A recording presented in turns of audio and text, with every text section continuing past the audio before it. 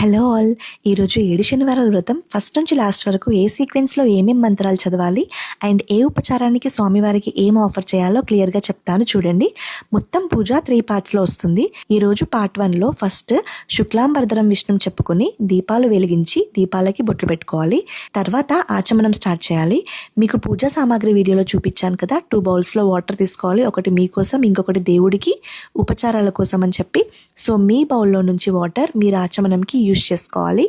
ఇక్కడ కనిపిస్తున్న నామాలలో ఫస్ట్ 3 నామాలతో మీ లెఫ్ట్ హ్యాండ్ నుంచి రైట్ హ్యాండ్లోకి కొన్ని వాటర్ వేసుకొని తాగాలి. 4th నామంకి మాత్రం రైట్ హ్యాండ్లో వాటర్ వేసుకున్నాక హ్యాండ్ని కడుగుతున్నట్టు చేస్తూ కిందికి విడిచిపెట్టాలి. తర్వాత మిగతా నామాలు ఊరికేనే చదువుకోవాలి. ఇప్పుడు కొన్ని అక్షింతలు తీసుకొని ఉత్తిష్టంతు భూత పిశాచః అని మంత్రం చెప్పుకొని వాసన చూసి మీ లెఫ్ట్ సైడ్కి విడిచిపెట్టాలి. నెక్స్ట్ ఈ మంత్రం చెప్పుకొని ప్రాణాయామం చేయాలి.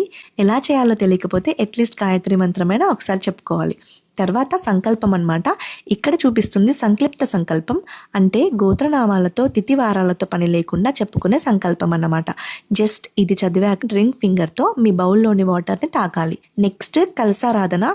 మీరు కలసం ఆల్రెడీ రెడీ చేసుకొని పెట్టుకున్నారు కాబట్టి దాన్ని కదపకుండా మీరు దేవుడికి ఉపచారాల కోసం తీసుకున్న బౌల్ ఉంది కదా, ఆ వాటర్ని స్పూన్తో తిప్పుతూ ఈ మంత్రం చదవాలి. చదివాక అందులోని కొన్ని వాటర్ని పూజ ద్రవ్యాలపైన మీపైన చల్లుకోవాలి. మనం ఏ పూజ స్టార్ట్ చేసినా ఫస్ట్ మొక్కేది గణపతికే కాబట్టి ఈ పూజకు కూడా గణపతి పూజతోనే స్టార్ట్ చేస్తున్నాం. ఇక్కడ మనం పసుపు గణపతిని చేసుకొని పెట్టుకున్నాం కదా, అది విఘ్నహంతర గణపతి అన్నమాట. అంటే మనం చేసే ఈ వ్రతం ఎంటైర్ ప్రాసెస్లో ఎలాంటి విఘ్నాలు రాకుండా చూసుకోమని గణపతికి షోడశోపచార పూజ చేసి అన్ని ఉపచారాలు చేస్తాం. ఏ ఉపచారానికి ఏం ఆఫర్ చేయాలో ఇక్కడ చెప్తున్నాను చూడండి. ఓం మహాగణపతి నమః ధ్యాయామి ఆవాహయామి ఆసనం సమర్పయామి. ఈ 3టికి అక్షింతలు వేయాలి. తర్వాత పాద్యం, అర్ఘ్యం, ఆచమనం, స్నానం, ఈ 4టికి వాటర్ వేయాలి. మీ దగ్గర గణపతి విగ్రహం ఉంటే విగ్రహంకే మీరు అభిషేకంలా చేయొచ్చు, లేదంటే పసుపు గణపతి పైన చిన్నగా చల్లొచ్చు. తర్వాత వస్త్రంకి 2 కాటన్ వస్త్రాలు పూజా సామాగ్రి వీడియోలో చూపించింది. తర్వాత యజ్ఞోపవీతం కాటన్తో చేసింది వేయాలి.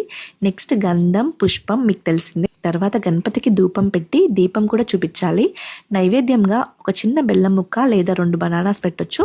నెక్స్ట్ తాంబూలంకి ఇలా తమలపాకు పైన ఆకు, వక్క, సున్నం, ఒక చిన్న పువ్వు పెట్టి తాంబూలం ఇవ్వచ్చు. నీరాజనం, హారతికి గణపతి మంత్రం చదువుకొని గణపయ్యకి హారతి ఇచ్చాక మంత్రపుష్పంకి మీ చేతిలో కొన్ని అక్షింతలు, పూలు తీసుకొని గణపతికి సమర్పించాలి. తర్వాత లాస్ట్లో కింద ఈ మంత్రం చదివి గణపతి దగ్గర అక్షింతలు కొన్ని తీసుకొని తలపైన వేసుకోవాలి.